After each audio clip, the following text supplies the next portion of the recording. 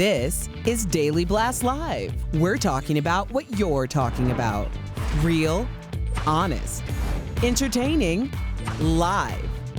DBL starts right now. Welcome to DBL. I'm Sam here with Al and Jeff, and we've got a very special show for you today because it is Thanksgiving. Yes. Woo! Thursday, November 26th. So first and foremost, from our DBL family to yours, happy Thanksgiving. Here's to a day full of amazing food, family, friends, some of who may be joining you remotely because it's 2020. Fire up that portal. Speaking of which, we have a very special guest joining us, our very own Dr. Pyle Coley. Welcome, Doctor. Now, Dr. Coley, this may come as a surprise to you, but today we're talking about everything that we're grateful for this year, and we are dedicating the first part of this show to you. It's in honor of all you've done to help us and the DBL Nation get through a very difficult year. You've kept, Dr. Coley, everyone informed during these historic times. So here's a look back from the very start of the pandemic when we were all in studio. We love you. We have a special guest in our studio. Everyone give it up. It's Dr. Pyle Coley is here. Let's all take a breath because a real doctor is here. It's not just me pretending and you laughing at me. We are here to answer your... How long is this outbreak likely to last, and how long will these shutdowns have to go for it to really be effective? As we flatten the curve, we actually spread out the time of the virus. So I want everybody to know that we're actually going to increase the time that the virus is here. There you and go. in our heads, there, you see that? So we're spreading out how long it's here. We're just having fewer people die, and we're having fewer cases at any given time so that our healthcare system can accommodate. But by spreading it out, we really have to prepare ourselves for a marathon, not a sprint. So in our mindset, the social distancing is not for a day or a week. It's likely for several weeks or several months. And this extreme form of social distancing where we're shutting down the restaurants, the theaters, that may be shorter. But we're going to be doing social distancing for several months, in my opinion. People are sick and tired of staying at home. So my question to you is, how do you cope with what's being called quarantine fatigue? That's a great question, Sam. And quarantine fatigue is real, and it's really no joke. And I have to be honest with you guys, I feel it too sometimes. I want to see my friends. I want to travel. I want my life to go back to how it was. And some days I just want to get out there and say, let's just see what happens.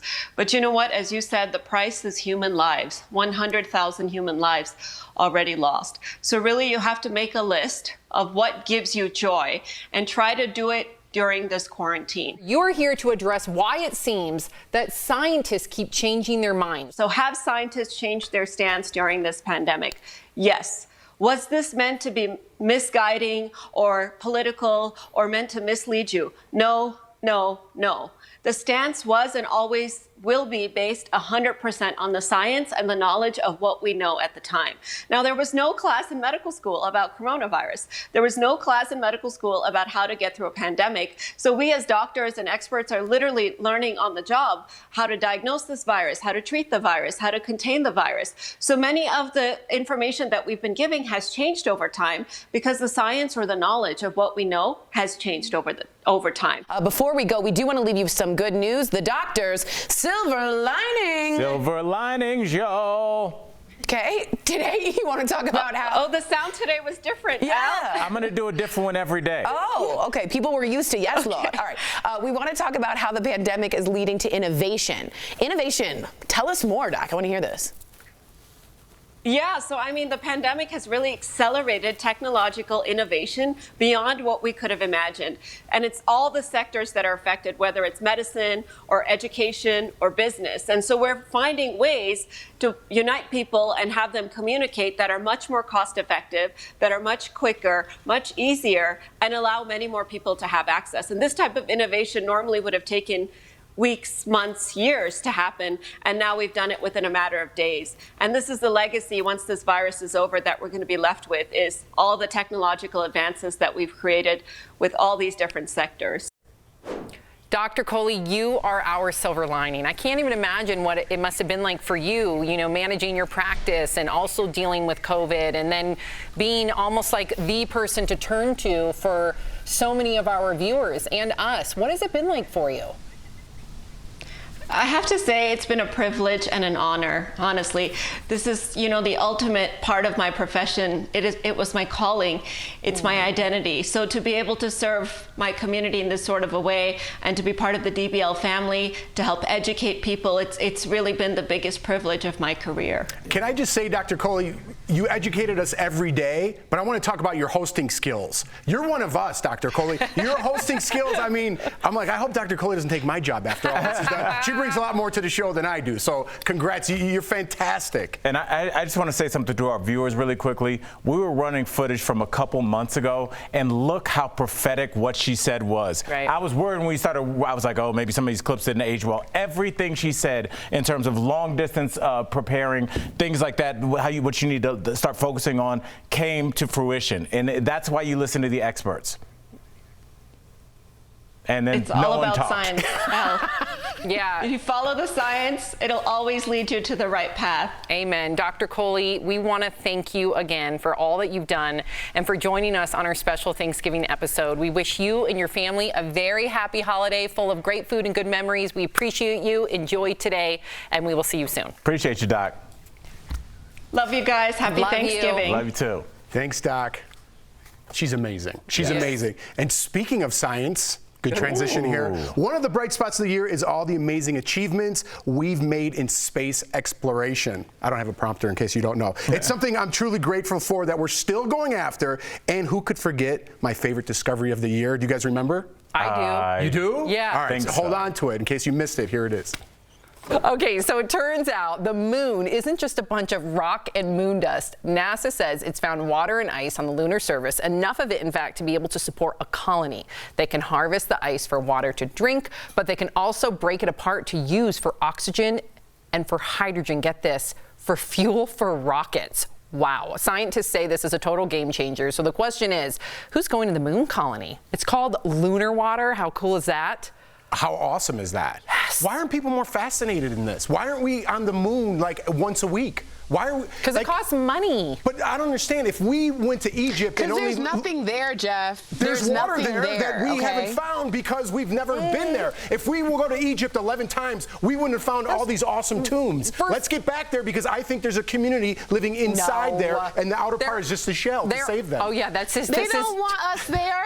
This is They just. don't want us there. They wouldn't I'm want sure me there are there. people that are like, hey, there's a community at Jeff's house that I'd like to check out. But if they came in, that would be rude, right? I heard they're huge Big Brother fans on the moon. Oh, there's no community of moon aliens inside those craters. How do we know? We've never been there. We've been to the moon. Not in the middle. You see how it's always like getting blasted with asteroids, the moon? That's to protect the life inside. You know what I just said. I don't know about that. I don't know why the water doesn't escape because there's very little atmosphere, if not any atmosphere. But maybe on if the we moon. went there and studied it, we'd get a better idea of what's going on, and then they could debunk my theory. Until they debunk my theory, I'm sticking with it. You sound bananas. Hey, Erica, it's better than politics.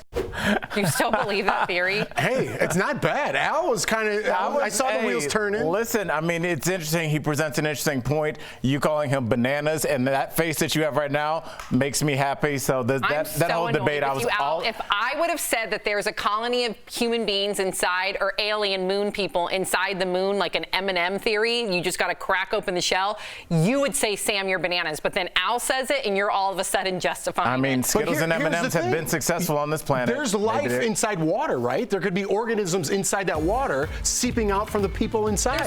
We've always known that there's been water on the moon, but it was on the dark side. Now that they know the side that's like the shadows, now that they know that it's Watch also what you're doing with your hand there. That was weird.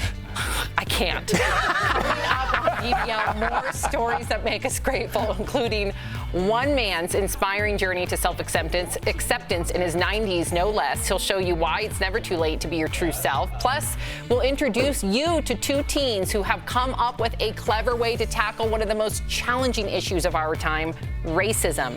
And we want to take a moment to thank all of the DBL staff who are working remotely, doing their part to keep everyone safe while still putting on a great show. Happy Thanksgiving. We'll be right back.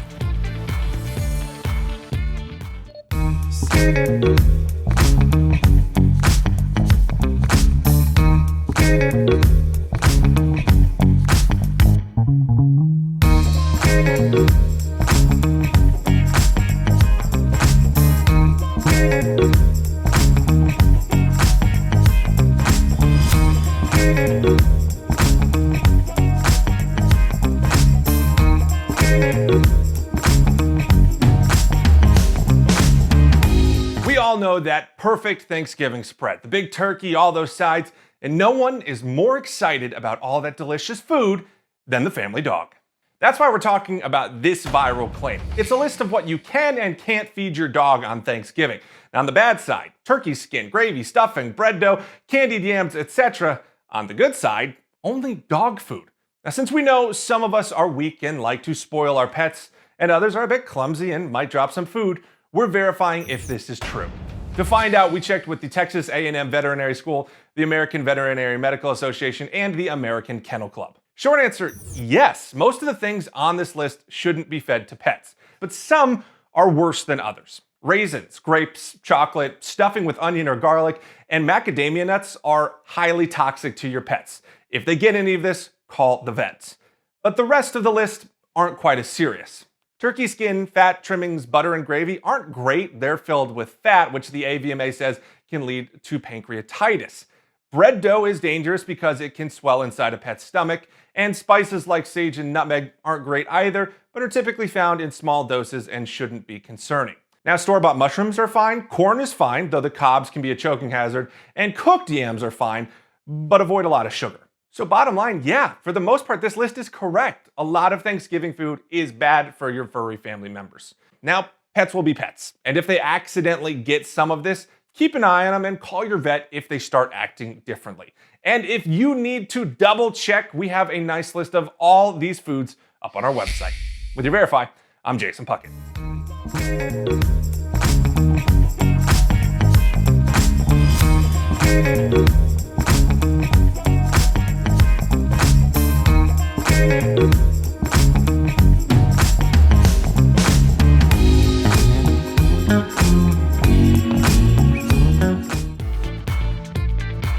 Welcome back to DBL. It's been a crazy year, but it's also been a year to reflect on what makes us grateful. Near the top of the list for me are all the stories of amazing people we get to share on this show. So check out this interview Tori did with Kenneth, a man who came out of the closet in his 90s. Hello, Kenneth. Welcome to Daily Blast Live. Your coming out story is fascinating. So can you explain to us how being in quarantine actually led to you coming out at 90 years young? Yes, starting last July, I had some medical problems, including cancer, and I was quarantined at home for quite a while. And then before I was finished with that, became the virus. It was suggested that I might write my biography, something to do during this lockdown. And as I moved along, I brought up many old memories, and some of them pretty painful. One day, my daughter was talking to me, and I just blurted out to her, totally out of the blue, that I wish I had never left Philip. She had no idea who Philip was, and that's when I had to start explaining to her what it was, because I had planned to go to my grave carrying my alter ego with me. Wow. But I had to explain to it, and she was very receptive of the time I had back in 1957 and 58 with Philip in California. So after I came out to her, then I decided I'd come out to my friends, and I posted on Facebook to my friends, I thought, that I was coming out. Unfortunately, I hit the public page too, and it went everywhere. I mean, it went all over the globe. I got messages from every country there is, I think. That is the best mistake you ever made. I want to kind of just get a little personal here. What for you, Ken, was the hardest part about being in the closet for so long, about hiding Philip and that entire alter ego? What do you think was the hardest part for you? The hardest part was having to always check myself. Yeah. Like even wearing clothing, I had to make sure that I was being conservative, because I was afraid if I dressed in bright colors, people would think I was gay, and I didn't want to come out. Same thing happened with anything else I do. I wouldn't go to a gay movie. I wouldn't buy a gay book. Wow. Anything that might make other people think I was gay, I had to avoid. The biggest thing on coming out was the freedom. I can do all those things now. So I heard you celebrated your first Pride this year as an openly gay man. Mazel tov, congratulations. But most Pride events were canceled due to the pandemic. Were you still able to make it special for yourself? I did. They had a 5K race. This race right here. Ooh. Even though I use a walker, I decided to enter the race in order to raise funds for the BLGT Center. I raised just under $1,000 in contributions for the center. As a community, we're still together. Wow. You have so much freedom, as you said, but it comes with doing good and taking action for others, and it's so lovely. Right now, Kenneth, there are people that are in the closet right now watching, and I just want you to look in the camera and tell us, what would you say to someone who might be afraid for all of those reasons to come out? I found that the world is just full of people who will love you if you let them know who you really are and you tell them what you want to be, and then they just grab you and hug you. It's great. That's unbelievable. I gotta say, I love this story, and I'm so glad you hit the wrong button, Mr. Felt. I'm so glad you hit the wrong button. It's such a move I would have made. Thank you so much for sharing your story with us, Kenneth. What a great story. Coming up on DBL, you'll meet two amazing teenagers who have come up with a brilliant way to tackle racism. You don't want to miss it. We all know this.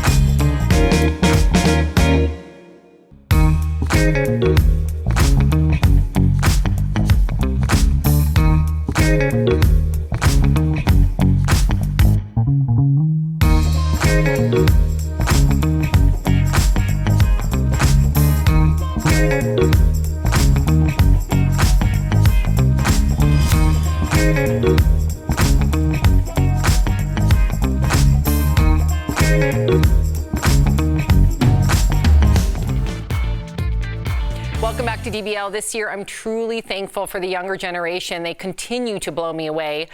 They are coming up with amazing ways to tackle society's problems. I want you to meet Austin and Miles, two teens with a story I am so proud to share. Today is a special day. Austin and Miles are joining us. Welcome to DBL. Now, we've been talking via social media for a couple weeks now. I'm so glad we get to officially meet, because I got to inform our DBL Nation here. When I saw their petition, I was incredibly moved, incredibly inspired by their activism. I definitely think that these two young boys are going to be changing the world one day. So let me start with this question. You guys want all kids from kindergarten to 12th grade to take acceptance classes where they would learn to accept others for their differences. So Austin, let me start with you. How did you guys come up with this idea, and was it a collective idea? So me and my brother, because we have been seeing a lot of injustice being done in America, we decided to brainstorm ideas of what we could implement to make more equality for all Americans. Because what I would like to do is where I want to make where people don't have to do what we're doing, where people have to make petitions, to make change, constantly. Amen, because that teaches tolerance. And if you teach tolerance, you teach empathy. If you teach empathy, you save lives. So, Miles, your classes wouldn't just teach acceptance of race, but of all groups, including religion and sexuality. Tell our audience that your goal with this petition. Our goal with this petition is for our young youth to learn how to love and accept other people for who they are. And just because you have a different race or a disability, religion, or etc. does not make you better than this person, or you should hate somebody because of that. And also, it's a lot of people that are being taught hate at home, and we need something to be put in the school system to hopefully lead the kids in the right path, in the right way of thinking. I love it. You guys want to be the change. So many people just pay lip service. You guys want to be the change. So really quickly, because we have to go, this is important. DBL Nation, we can use your help. So please, Miles or Austin, let our audience know how they can help with your mission. So what you can do is you can go to change.org. It's a petition site, and you can type putting acceptance classes in K through 12 schools, and you will find our petition. So yes, go to change.org, sign the petition. Let's make this go to the House. Let's be part of the solution. As we said earlier, knowledge is power. I'm so impressed with you two, Austin and Miles. Thank you for your activism. Thank you for your passion. Thank you for your time. And as I say on the show all the time, I have so much faith in our youth. It just gives me hope. Thank you for joining DBL. Thanks, guys. I'm so blown away by our youth and these two young men. So again, DBL Nation, please, please, please go to change.org. It takes 2 seconds. Sign that petition. Look under acceptance classes in our curriculum. And just imagine if all of our kids one day would learn acceptance, we would have such a more empathetic world. I mean, these kids are amazing, and they give me hope for the future. We talked about it today in the dressing room. So. Yep, I'm grateful for you, Austin and Miles. Keep it up. Coming up on DBL, more of our Thanksgiving special, including what we're most grateful for this year. We'll be right back. Promotional